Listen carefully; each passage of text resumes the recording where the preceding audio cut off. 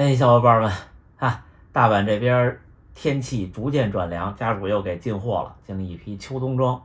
现在我穿着这个是一个基础款的奶白色的纯棉 T 恤，我也不知道为什么长袖的也可以叫 T 恤，材料是纯棉的，就这么贴身穿，感觉还可以，挺舒服。就现在外边10来度的天气，穿上去单独穿还行，再冷一点呢，外边再套一个东西也还行。下一个是一条卫裤，这条裤子特别沉，我很少穿这种材质的裤子，这些年，第一次穿上去的感觉就是特别有质感，它特别往下垂的感觉特别的明显，跟其他的我穿过的运动裤子相比。那这种裤子比较的宽松，然后又因为它重它垂，所以呢就是腿在裤子里的感觉空间特别大，也没有什么束缚感。腰这一块是这种的，也不是腰带的，所以穿起来也不太勒，松紧自如。最后这个是一件鸭绒的羽绒服，这个跟刚拿完那裤子有鲜明的对比，感觉拿在手里特别轻。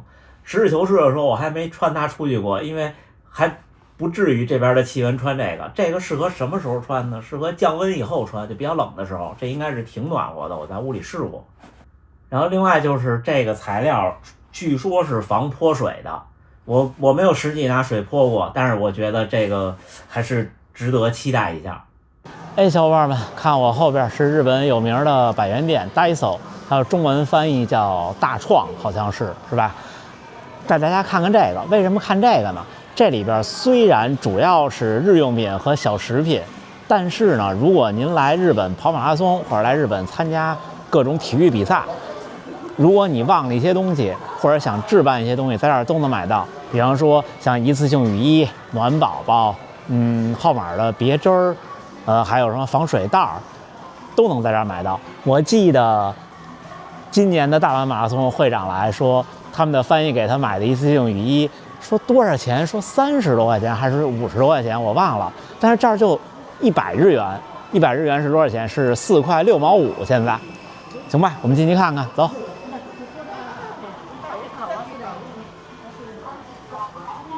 然后我们这儿全都是各种暖宝宝，大家买的时候买那种有贴纸的，他们这儿暖宝宝跟咱们那儿一样，两种，一种是能贴上的，一种就是那种暖手袋是不能贴上的，还有专门贴脚的。我觉得什么样的都行，因为暖宝宝主要就是在你开赛之前，如果是特冷的天气，比方气温低过5摄氏度，在起跑前后场的时候贴上。哦，对了，你们看这儿还有这种冰袋，这种冰袋你要是来参赛，可以考虑买一个，完了以后就冰敷了嘛。这百元店是这样，你们注意看这2个冰袋，一大一小，对吧？这个写了一个200，含税是220，这个什么都没写。他们的百元店只要什么都没写，就是100日元，然后含税110。然后如果写了的话，就按写的这个标价。然后我们就来到了马拉松比较关键的一次性雨衣。一次性雨衣其实不是为了雨，是为了防寒保暖，主要风吹不进来。有这种特小的，这是大人用，它都标尺寸了。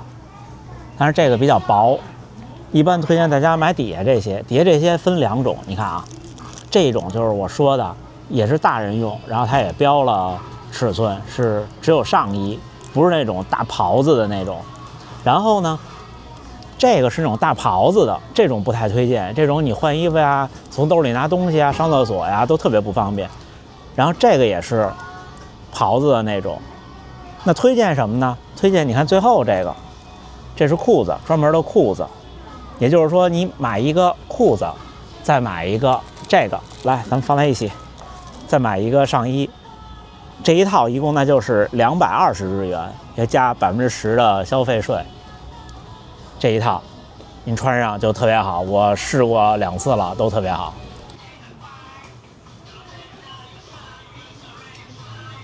哎，小伙伴们看，这儿都是各种拖鞋，我特别习惯在存包里放一双拖鞋，跑完比赛以后赶紧把跑步的鞋脱了，换上拖鞋。除非是巨冷或者大暴雨的时候，一般我都会换拖鞋。暴雨不冷的时候我也换拖鞋，因为比赛的时候鞋带会系得比较紧，而且你跑完42公里脚会疼的。就这种拖鞋最便宜的也是100日元。你如果不舍得带你从国内带来的比较好的拖鞋，或者你没有合适的，酒店拖鞋不合适，酒店拖鞋太薄了那个底儿，你就不如几块钱人民币买这么一双。然后下一个，你们看，虽然比赛的时候给号码的时候都给别针儿，但是他一般都按数给你，最多可能给你5个，一般就给你4个。如果丢了，千万别着急，因为我理解大家，我在北京的时候也是，有时候这东西网购习惯了，淘宝习惯了，就不知道去哪儿买了。在这儿一定别着急，搜周围的百元店，不一定是这家，基本上所有的百元店你都能买到我刚才说的所有东西，包括这个别针儿。然后我刚才说绩效贴，其实它这儿不能算是绩效贴，就是这种胶布，什么色儿都有。你要是为了说贴在胳膊上记一个补给策略或者记一个配速策略是没问题的。如果是绩效贴，今天我们不去，但是告诉一下大家，去药妆店，比方说你搜松本清或者是Sugi 这种，就你在大街上看到那种卖化妆品、卖头疼药那种店，就都有运动用的绩效贴。虽然比百元店贵，比100日元贵，但是也是很便宜的。也能临时应急，而且一般药妆店的密集程度跟百元店是差不多的，甚至要更多。然后最后就是这种防水袋，这个不是我说那种喝水那个食品袋，这个高级一些。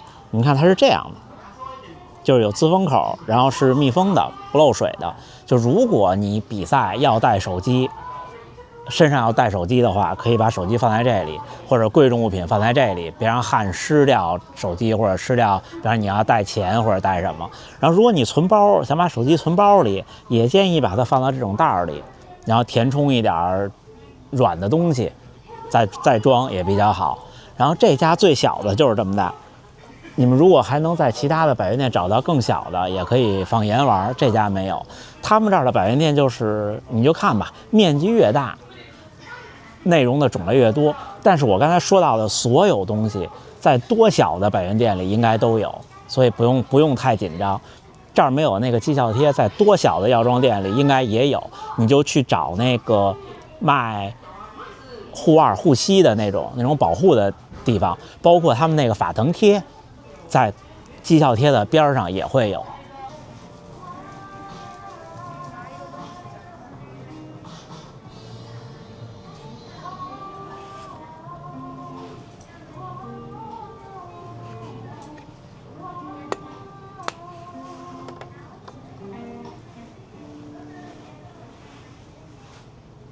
哎，小伙伴们，带大家看完百元店，就在新斋桥吃个萨莉亚。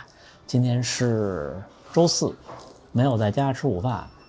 下个周日是我的比赛日，所以最近我开始把碳水往下降了，准备最后冲一冲碳水，然后也趁着碳水往下降，可以再把体重压下去1到2斤的样子。但是在外边吃吧，尤其是在日本，是很难找到不是碳水套餐的，包括烧肉店都一样。但是萨莉亚就特别好，你看，这是一个甜虾的沙拉，